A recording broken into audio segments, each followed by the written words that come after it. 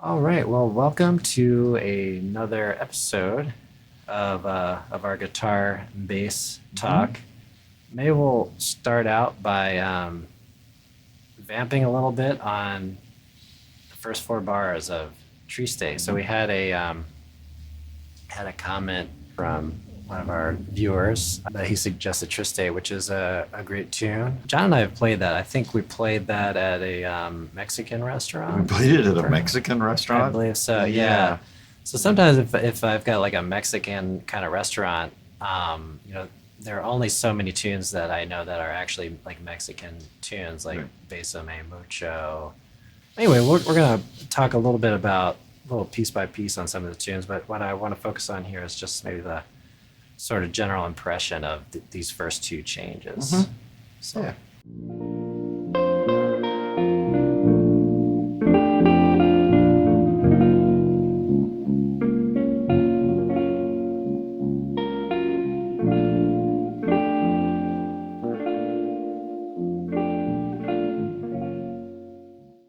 okay, so when I'm generally kind of thinking about that, I'm hearing kind of a major minor hmm sort of movement. Would you say that that's your impression, or do you have a different take on Yeah. It's definitely has a minor feel it? Mm-hmm. going to that G flat, especially with the sharp 11 in there. It Mm-hmm. just, yeah, it definitely has a minor feel. But my brain being the way it is, I do also look at it the other way around. Okay. So it's almost like this phrase, I'm starting on the third of the G flat. Mm.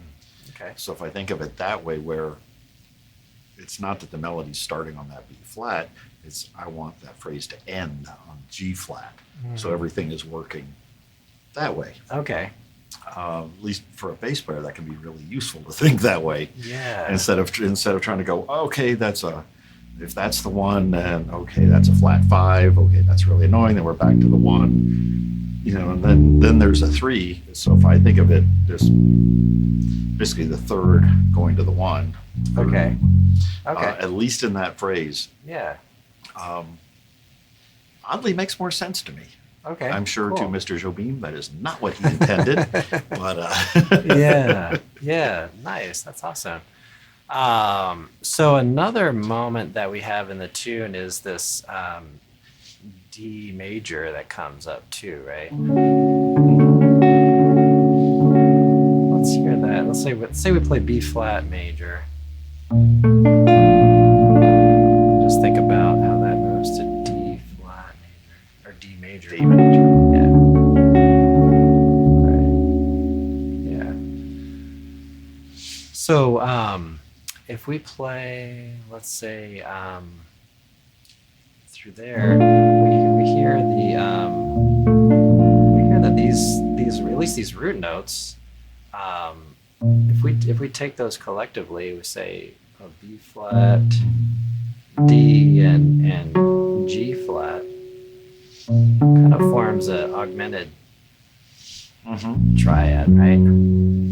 Yeah, Yeah. I and mean, even though D is only kind of a fleeting moment. it really is. Yeah. It really is. It's a hint, and that's kind of a Jobim thing. Mm-hmm. Is when he writes something like this, where it's that minor feel, it's a Mm-hmm. sadder feel to it. He will throw in bright little chords, Mm-hmm. bright little major things that make you go, Yeah. "Oh, isn't that lovely?" Oh, we're back. Okay. Yeah. It's he was brilliant at the emotion of chords and how Yeah. it goes through it too. And they often connect very directly to the lyrics. Oh yeah, Yeah. yeah. He is not. There's no ambiguity. Right. It's like these are the lyrics, these are the chords. This is how they work. Yeah. Yeah. Yeah, pretty much all the Jobim tunes are like that. Yeah, they are. They are. Nice. So we're going to come back to this tune a little bit in a few moments, but we'll talk a little bit about you've been checking out.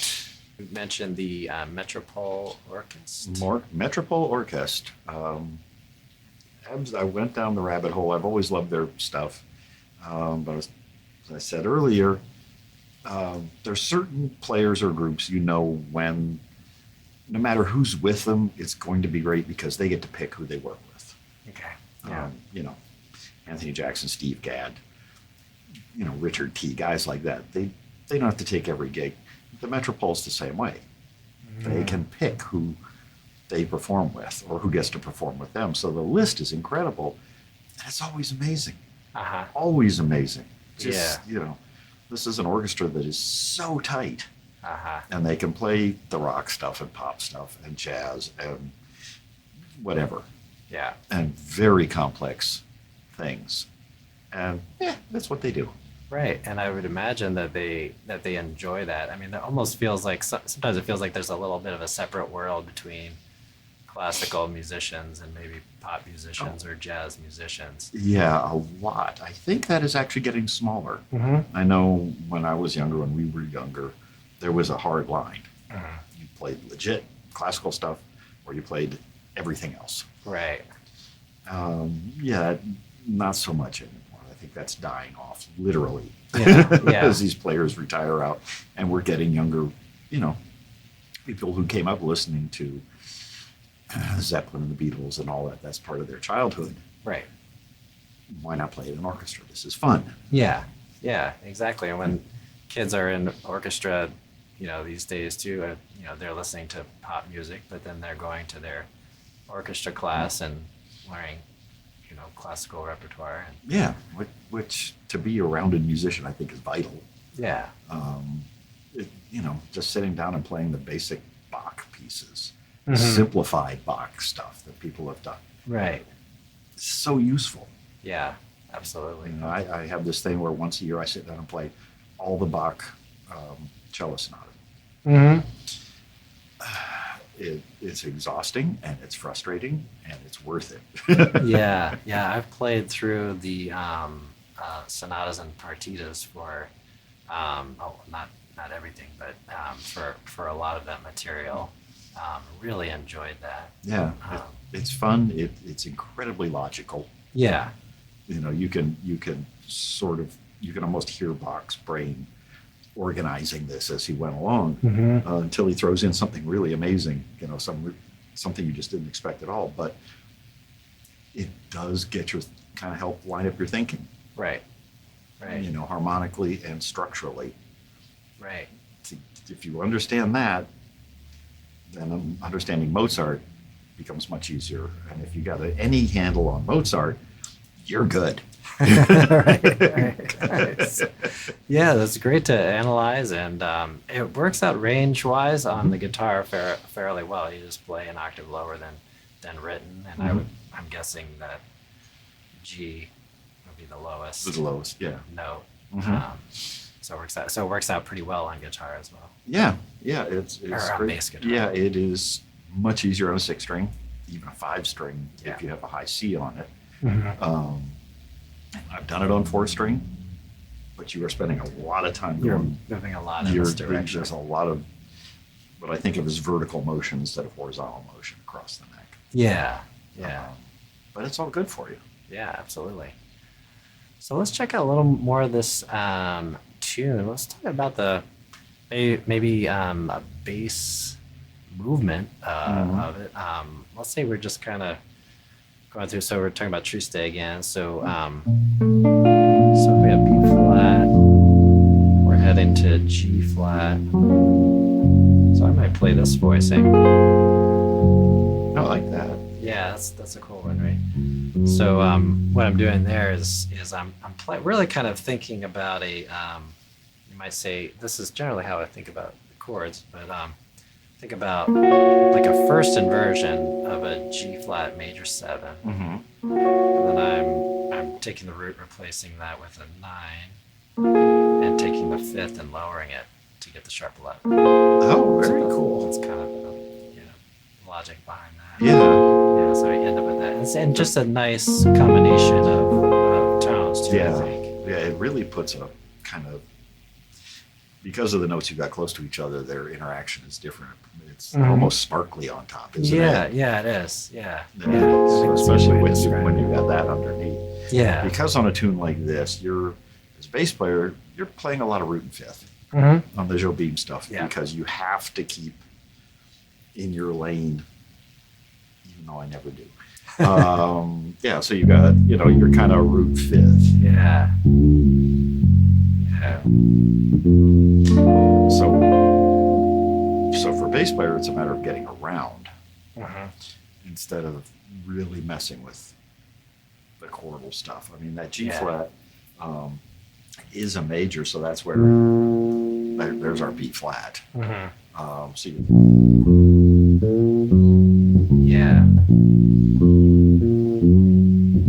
Yeah. Yeah. you could do something like that, and it's finding these ways of, or you can Yeah. Yeah. Nice. I like that. But it depends on what's happening in the song. If you're behind a soloist, if you're behind somebody singing Right. lyrics, if it was just you and I playing it, I would probably do that Yeah. to fill in harmonically a little more, and so you could to open you up Yeah. to do what you want to do. Yeah. Yeah. So how about, so we have a little bit of a 2, 5, and C minor. D minor, G7. Now on that C minor, would you typically, so oftentimes might do like a C, B flat kind of motion to the D, to the A and the D, or kind of, I mean, like that. Yeah, because we got the A half diminished. Right. So So on we- that C so- minor, would you? So we're looking at that E flat the whole time. Okay, so you're thinking about that E flat. I'm really Okay. thinking about that E flat. Cool. And again, if I'm thinking in thirds, like you say, if we've got C minor, and then I go.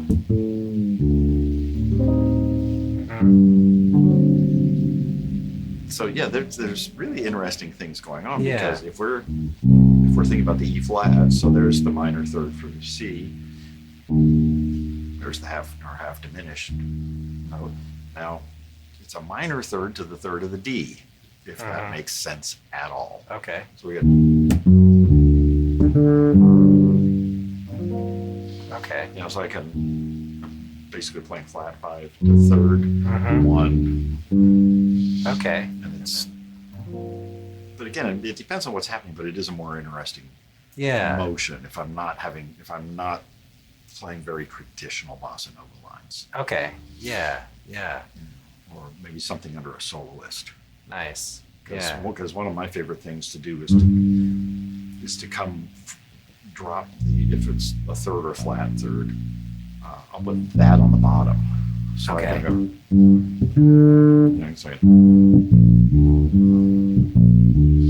so I can go G, B flat, D. So I'm getting flat third, 5, 1. Yeah. That makes me think too about like the beginning. So if you had a B flat major 7, if we actually kept B flat in the root, like you were saying before, Yeah, we could play that kind of it voicing. can stay there.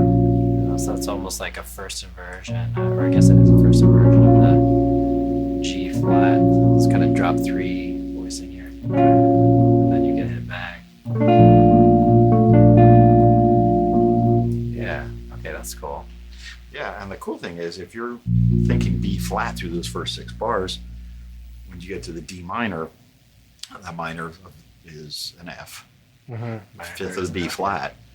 So you're kind of in a really good place to say, because you. So if you'll play the D minor, Yeah. I can go to the F, and then lets me resolve the next chord to the G. Okay. Yeah. Yeah. Nice. Yeah, so I'm hinting at things without playing the root note on 1. Okay. Because unless I have to, that annoys me. Yeah. Yeah. I get- There's yeah. much more interesting things to do. Right, right, yeah, and I don't think it was this tune, but maybe it was, but I was transcribing. So sometimes I'll transcribe a specific bass part that I like for some of the videos that I make, and finding similar things. What are the bassist choices as far as the root notes versus sometimes not playing the root notes and stuff like that.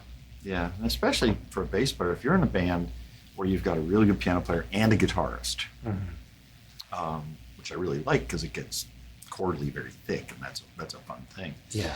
That really opens the bass player up. Yeah. Doing things like playing that F to G Okay. instead of having to go D minor G. Okay. I can do that.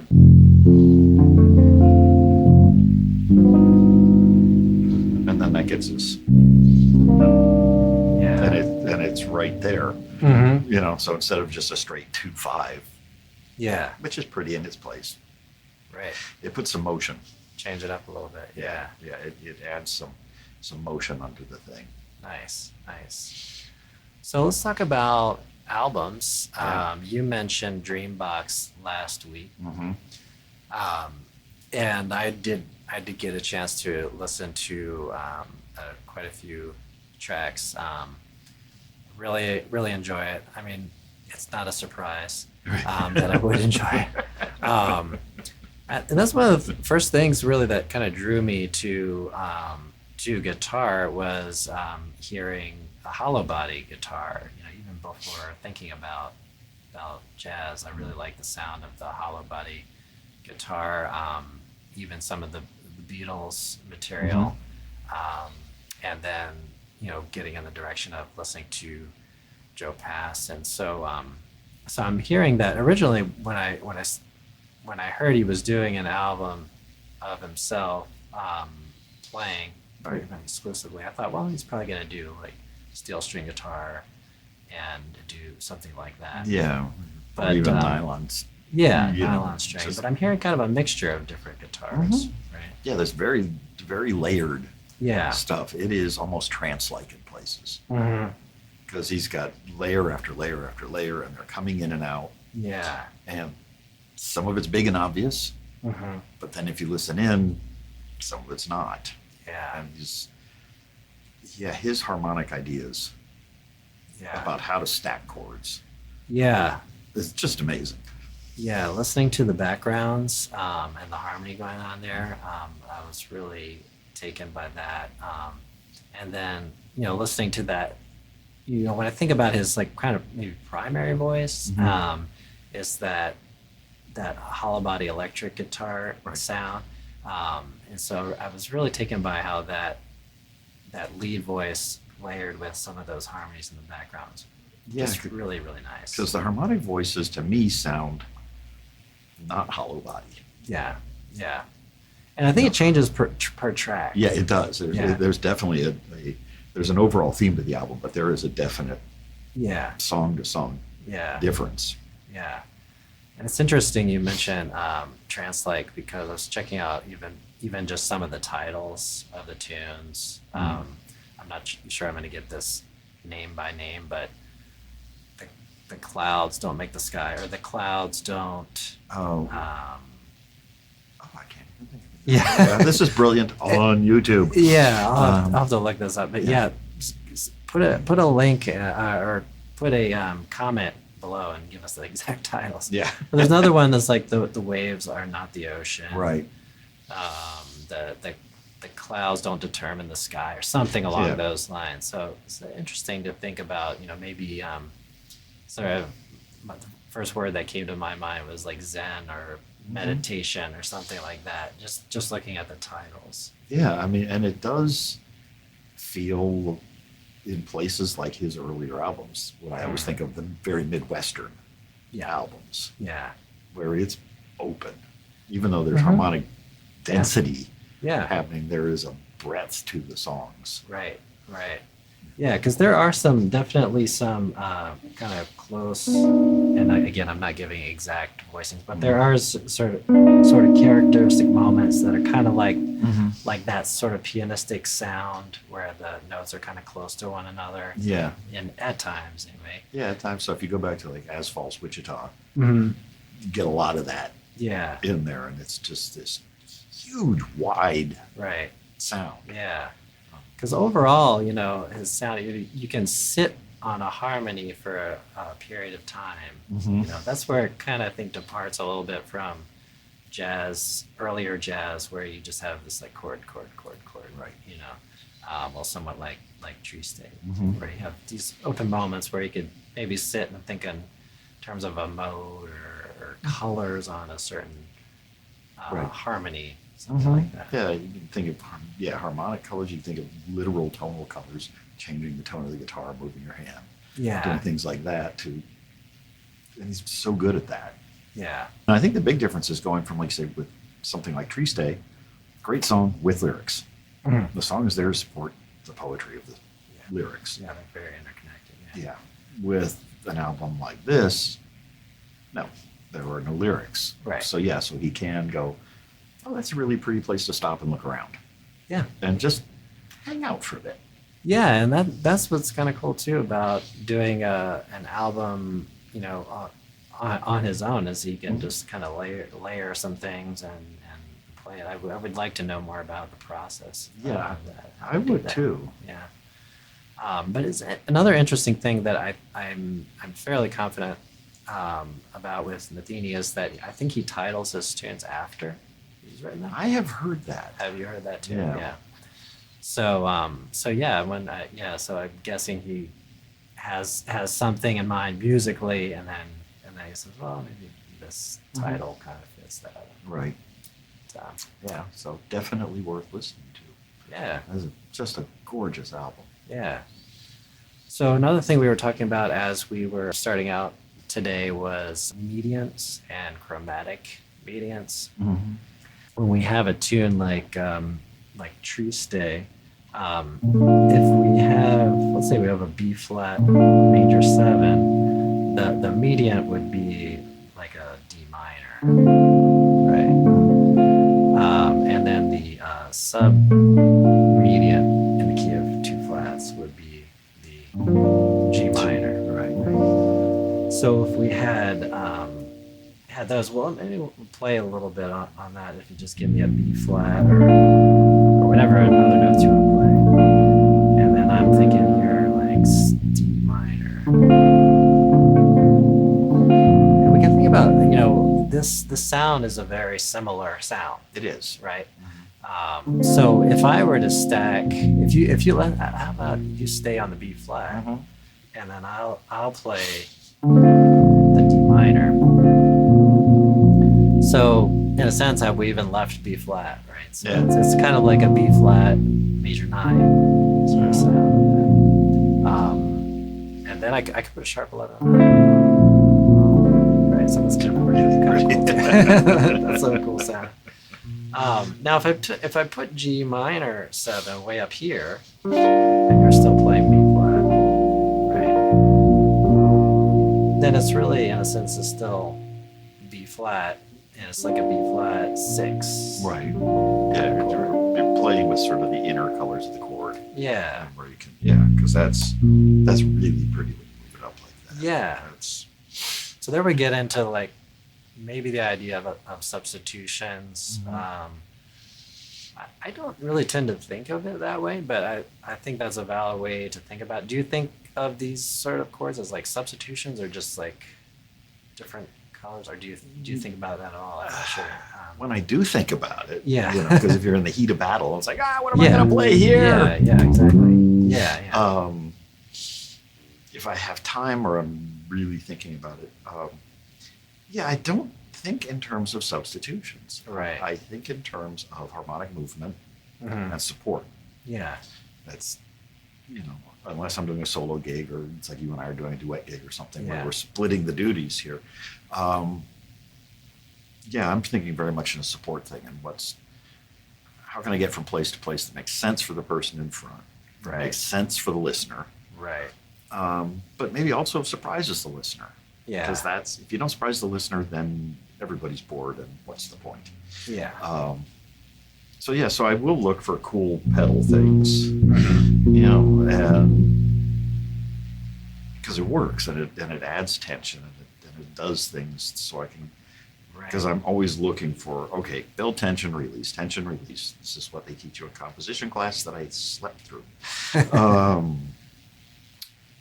So I know guys like guitar players and piano players will think in terms of substitutions a Mhm. lot. Yeah. I probably should more, Mm-hmm. but I don't want to. I just, if I'm thinking, if I'm, if I'm looking at things like a B flat major, thinking, what can I do with all this? And that's really cool that you can do that on, having a 6 string. And those strings are so close together. I'm just noticing that. Yeah, they are really tight, and Yeah. I think every bass should be like this. Yeah. So you can really play some chordal things. Yeah, I'm not a slap player, so you could really. Yeah.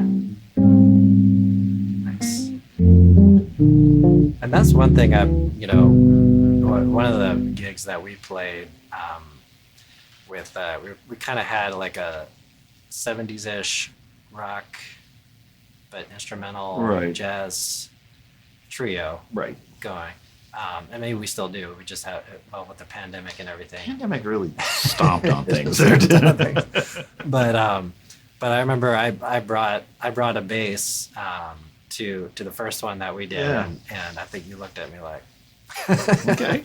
But the one little kind of dream that I have is to play bass duos, Mm-hmm. which I think if one person plays like a low enough sound and the other person plays high register enough, I think it has potential. Oh, absolutely. I mean, Ornette Coleman did it in his band. Mm-hmm. Or in prime time, he had 2 bass players. Yeah. One playing low, one playing high. Mhm. It works beautifully. Coltrane did that too, right? Mm-hmm. Yeah, For a there's- period of time. Yeah, there's a lot of guys who've played with that idea. Yeah, yeah, I've worked with bass players. It's fun. yeah. It's fun. You just kind of have to work out where each of you is going to go, Makes sense, and yeah. you're got to keep your ears wide open. Yeah. Because if you hear somebody starting to move up because it makes sense, then you got to stop or get out of the way or do Right. something. So, yeah, chromatic medians. So chromatic medians would be kind of like this tune. So you'd have B flat, and then you'd have, rather than G minor, you'd have like something like, right? So it's chromatic because it's not in the key. It's not in the key of 2 flats. So G flat, and then you'd have, let's say, B flat, and then later on in the tune, we get to this D major, D natural major. Yeah. So that's the basic idea of what Yeah. chromatic medians are. Yeah, this Tree Station is one of those songs where you really can sort of looking at it and thinking about it now, you could really have fun with what I think of as harmonic width. It's harmonic Okay. spacing. Okay. But Nice. if you're going from like D to F, so that's the like a minor third. So if I'm going just that minor to major kind of thing, Yeah. or is it going to be chromatic? So you could do Nice. That's cool. Yeah. works perfectly over D minor. Yeah. Yeah. So you've got what I think of as a tighter width, so that or I'm just, which is very wide. Got it. Okay. So Nice. depending on the song, again, in my fevered brain, Mhm. I do tend to think of expansion and contraction Okay. Yeah. harmonically through the song, because as you contract harmonically, it does tend to push things. Yeah. Like other players will start moving forward a Mhm. little more. Yeah. Okay. It's very subtle and, Nice. and kind of sneaky, Yeah. but it works. Yeah, and the bass as a role, I mean, it's you're kind of like the sort of the boss in a sense, like, because you have a lot of power, but you're kind of a little bit not behind the scenes, but your role is not in the spotlight, Right. but yet you wield a lot of power. Absolutely. Yeah. Absolutely. And as soon as the other players learn that, everything is fine. Right. Yeah. So that is how I look at a song like this. So we could have, you could have very wide open Yeah. bass parts Mhm. playing with the harmony, or very tight harmonies, Yeah. depending on how you're moving around, and it can sort of lift the song and relax the song and Yeah. moving it forward. It puts harmonic tension and release and a harmonic and a rhythmic tension and release while being incredibly subtle. Yeah. Yeah. Nice. And that's fun. Yeah. A little later on in the tune, we have the we might call secondary dominant on the eve going towards the four chord, which is a real common motion. So we have, let's say, the one. So in the B section, we have this F minor to the B flat 7, right? So we're kind of pulling towards. We're really pulling from at that moment the key of 3 flats, but then we go to the 4 chord, and then to a kind of a flat 7 on the B flat after the A flat. Yeah. So that's a real common progression that you see in really a ton of jazz tunes, right? Yeah, and of course, the really nice thing is because we really got a lot of 2 flats, 2 5s going on there. Almost all 2/5. Yeah. There's variations in major or minor or whatever. Yeah. On a bass or a guitar, at least your lower 4 strings, tuned in fourths, that's really easy. Because we're literally. So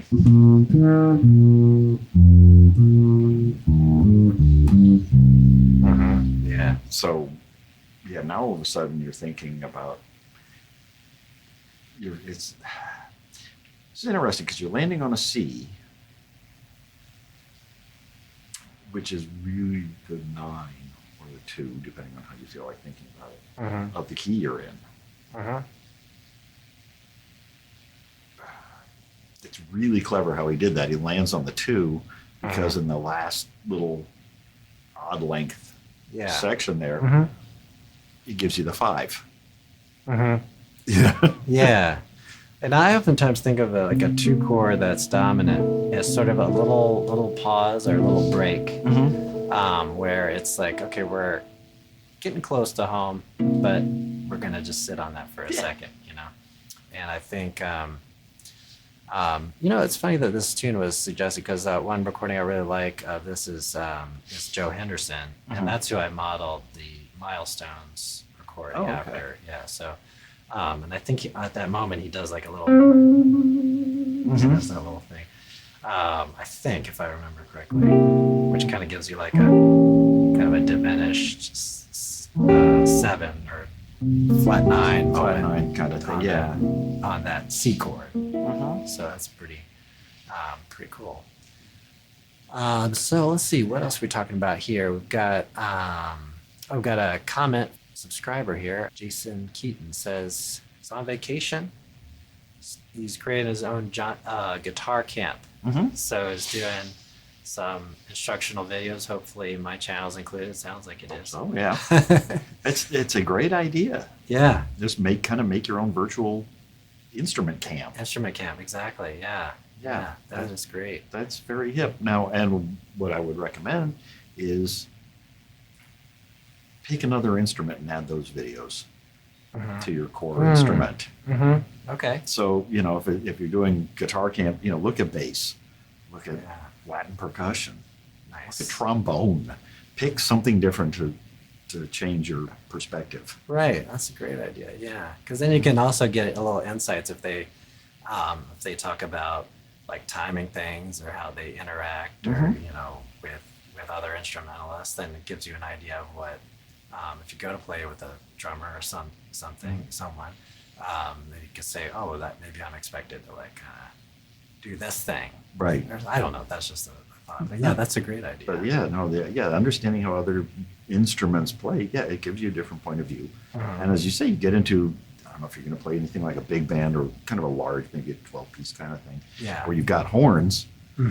As a guitarist and a bassist, you got to know how horns operate, at least in their heads, how they're going to play a figure, and how your timing has to be so that it makes sense out in the audience. Right. Yeah, and then when I'm playing unison lines with usually it's sax players, but in a big band kind of setting, I'm kind of aware how they talk to each other and how they get on each other about their articulation. So I'm oftentimes trying to really phrase with them. Yeah. As far as how, so you might think about like the tonguing or, Mhm. and the picking, versus maybe slurring or something. Yeah. Something like Yeah, I do. I don't know how many lines I've had in unison with trombones. that. Mm-hmm. One of the things that a lot of composers will do, trombones and bari sax Okay. and bass, Yeah. all playing a unison line. Nice. Bari sax can actually play very short attacks, very Mhm. short notes. Yeah. Trombones can play a very short attack, but no matter what, it's still a little slower. So it's closer Mhm. to this. You got to kind of be aware. It's like, okay, that guy's Yeah. hitting the attack of the note. Here's the meat of the note. Yeah. How am I? Yeah, because the Barry sax has that little growl, has that attack, Yeah.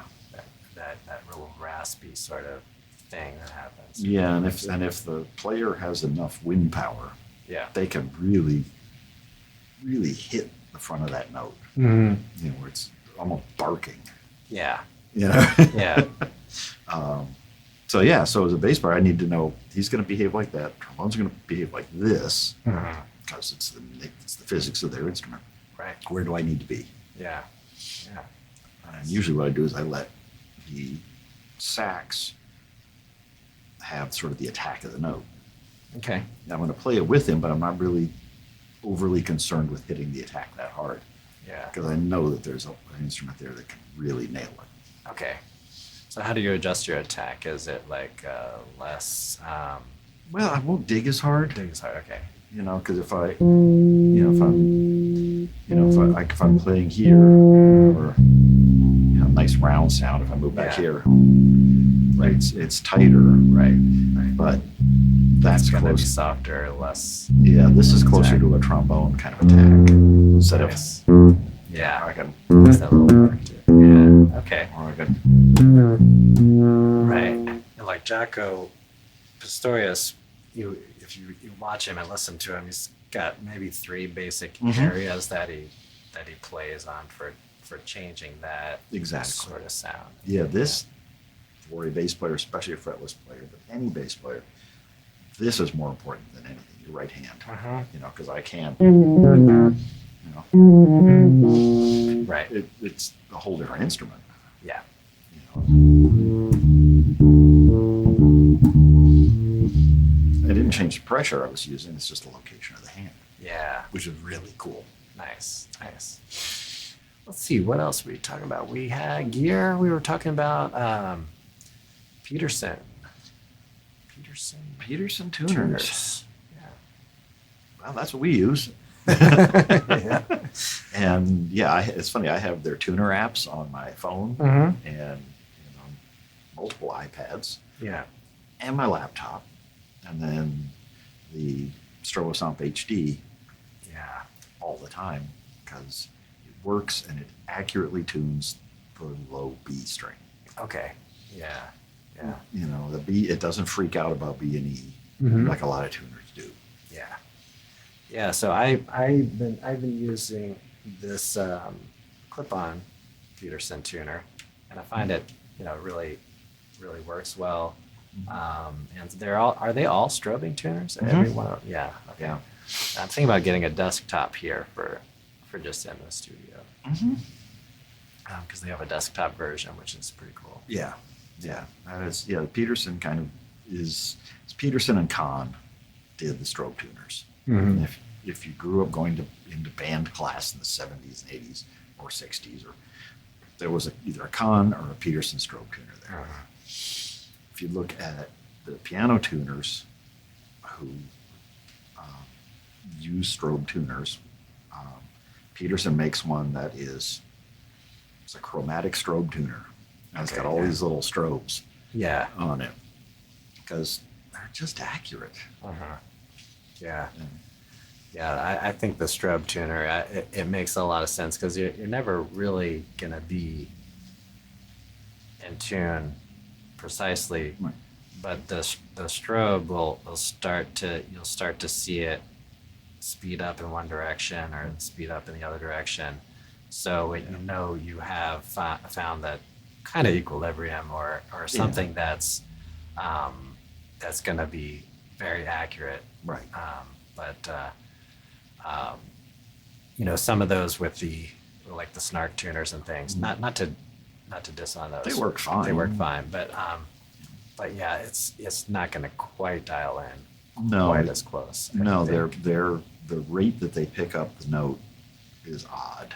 Mm. So it seems to be slower. Yeah.